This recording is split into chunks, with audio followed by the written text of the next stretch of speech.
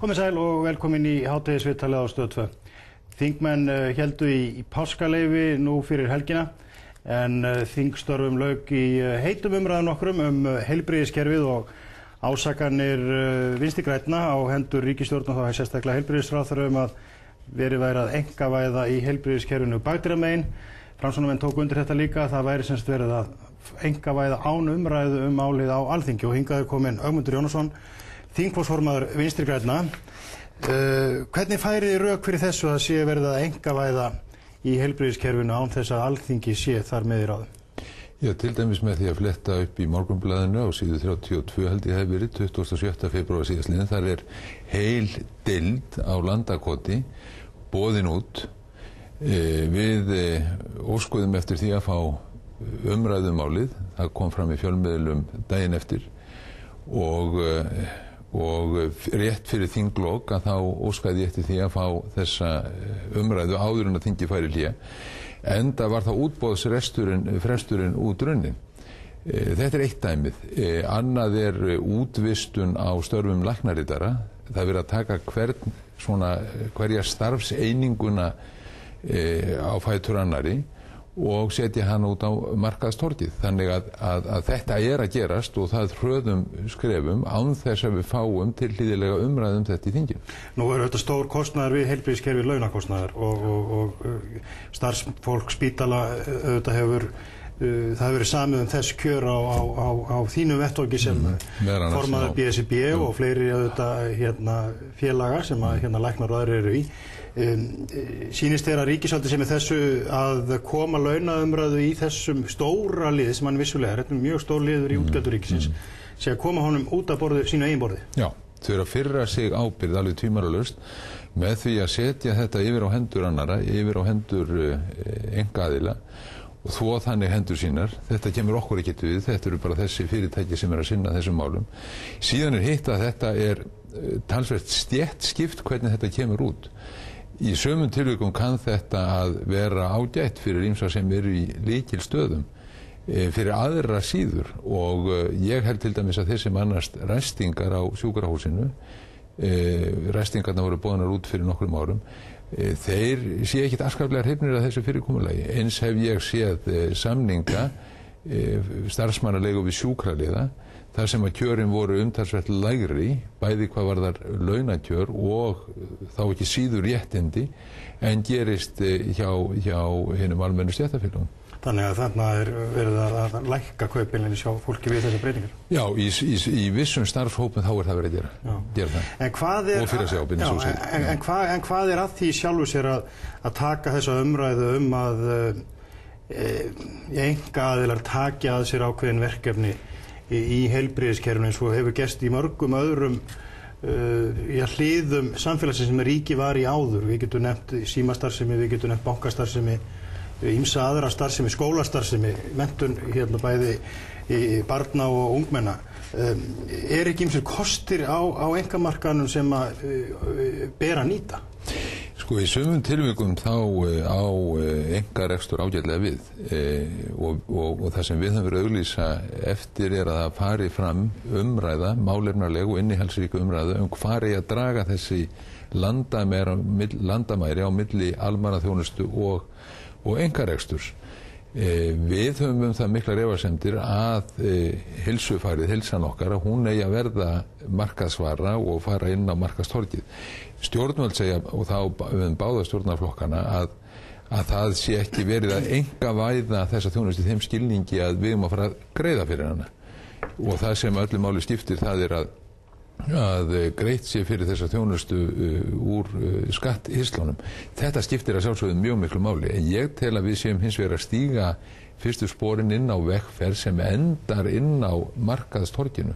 Þannig að það rísi hér enga sjúkrahús þar sem þeir sem hafi efni á því að greiða fyrir þjónustu fái betri eða fái þjónustuna fyrir og fái jafnvel betri þjónustu. Já, það það sem að hefur gerst, það það sem að að byrja að gerast í Bretlandi, í Nýja-Sjálandi og það sem að menn hafa farið inn á þessar brautir og ég að auglýsa eftir því að menn fari og skoði reynslu þessara þjóða. Finnst þér að stjórnarflokkandi bæði Sjálfstæðisflokkur og Samfylking vilji beinlínis ekki taka þessu umræðu? Mér sýnist það fyrst og fremst eiga við Sjálfstæðisflokkinn að hann staðráðinn í því að einkavæða þessa þjónustu og færa hana yfir í einkarekstur eins og þeir vilja gjarnan kalla það. Við skulum bara halda okkur við þeirra orðalag, það sem skiptir máli innihaldið. Ég held að Samfylkingin sé svolítið tvískipt í þessu. Ég held að þar séu ákveðnir aðilar sem eru þessa físandi, aðrir ekki, og kjósendur flokksins held ég að séu þegar á heildinni litið mjög andvígir þessu.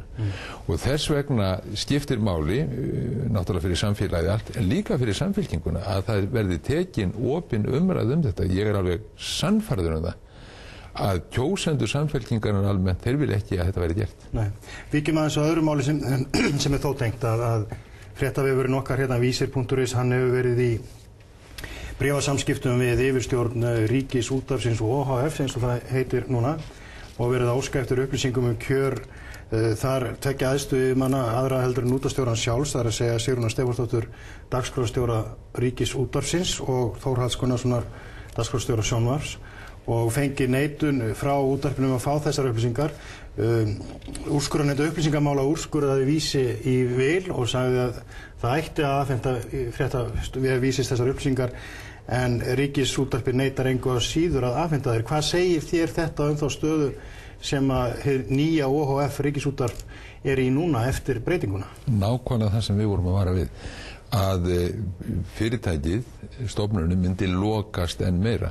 Nú ég reyndar á þeirri skoðun að laun, hvort sem hjá húnu opinber eða í einkabransanum, eigi að vera opinbert mál og menn eigi ekki að vera pukrast með launin, það sé ekki að felast.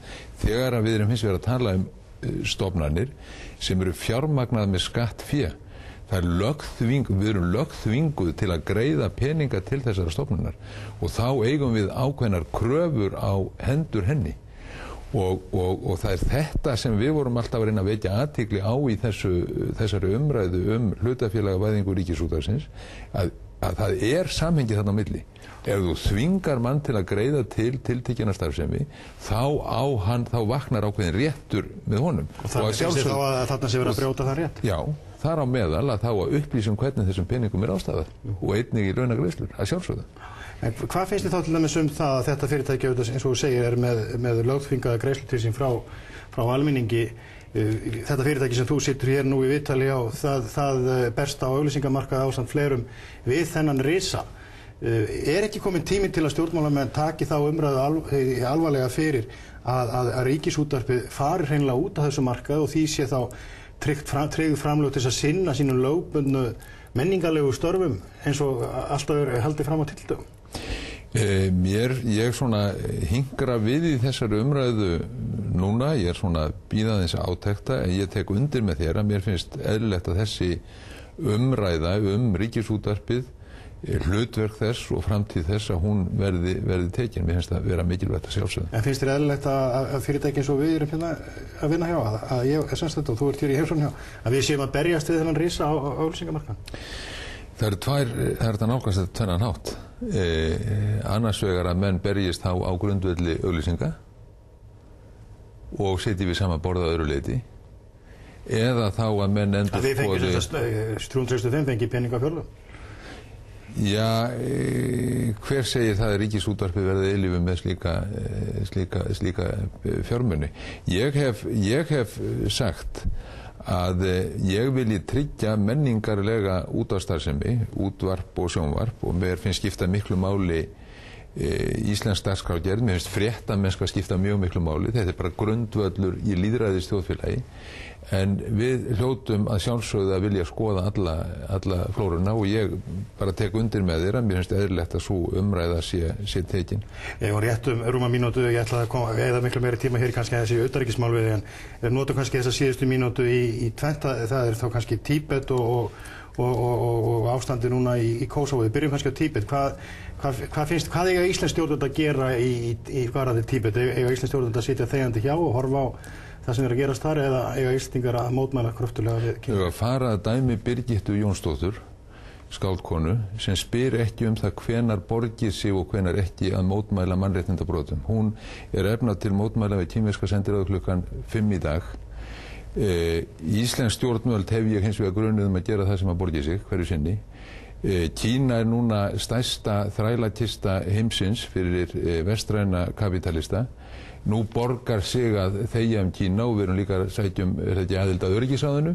Þannig að það svona sitt að hyggja. Við eigum að mótmæla mannréttindabrotum þar sem þau eru framinn og nú eru alvarlegir atburður upp í Tíbet og við eigum að sjálfsögðu að mótmæla krafti og það íslensk stjórnvöld að gera og við í Vinstri-hreyfingunni grænu framboði höfum óskað eftir því að utanríkismálanefnd Alþingis verði kölluð saman hið fyrsta til að taka málið upp og ég var í þann veginn að senda bréf þessa efnis. Frétt sem sagt komin hér í lokin hjá okkur að þið krefjist umræðum þetta mál í utanríkisnefnd Alþingis. Komumst í miður ekki lengra. Ögmundur Jónasson, þingflokksformaður Vinstri grænna. Takk fyrir komuna í hádegisviðtalið. Hádegisviðtalinu á Stöð 2 lokið. Verið sæl.